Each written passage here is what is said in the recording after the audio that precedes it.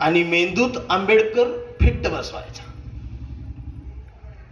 म्हणजे मनगटात शिवाजी घट्ट आणि मेंदूत आंबेडकर फिट्ट बसवला की खिशात गांधी आपोआप येतो. ही जगण्याचं सरळ साधं सूत्र.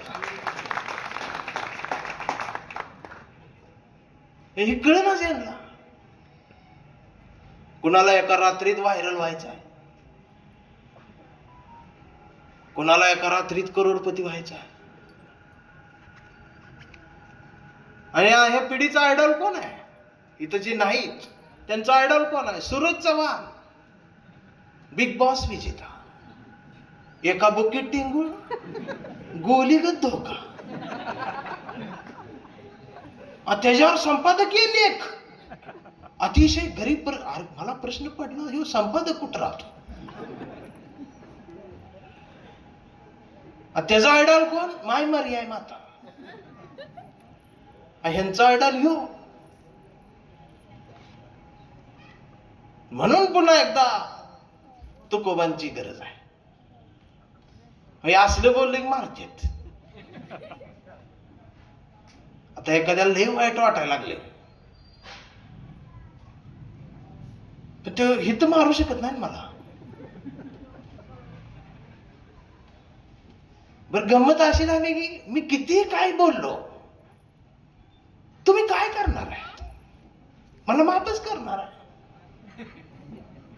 महाराष्ट्रात कोण कोण काय काय बोलते, काय केलं तुम्ही? मी काय तर करा असं मी म्हणत नाही ना.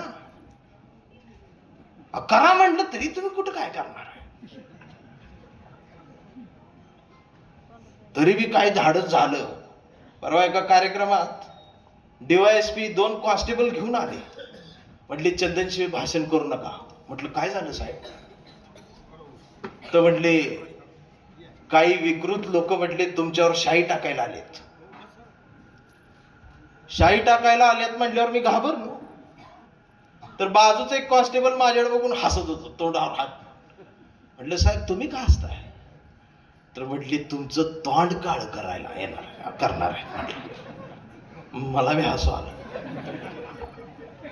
मी म्हटलं साहेब मला भाषण करू दे, मी लय लांबून आलोय, कवठे मंकाळवरून आलो. तर ते म्हटले नको चंदनशिवे, आमच्या यंत्रणेवर लय लोड येतोय. म्हटलं यंत्रणेवर लोड कधी नव्हता. म्हटलं साहेब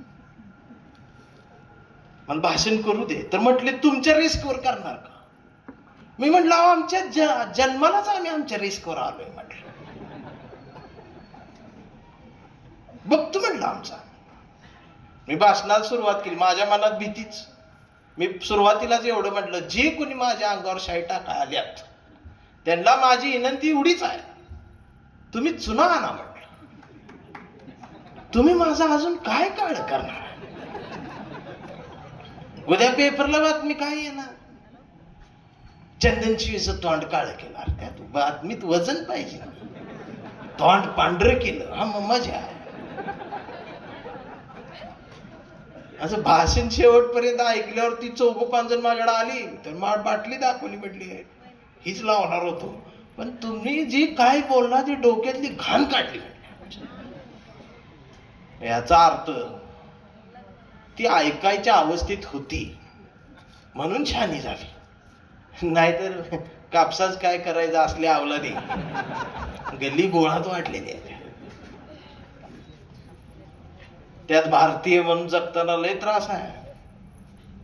धर्म जातीच्या विरोधात कट्टरतेनं भारतीय म्हणून जगणं डेंजर आहे या देशात. पण मी जगतोय म्हणून मार खातोय. त्यात परवा गंमत अशी झाली, आमच्या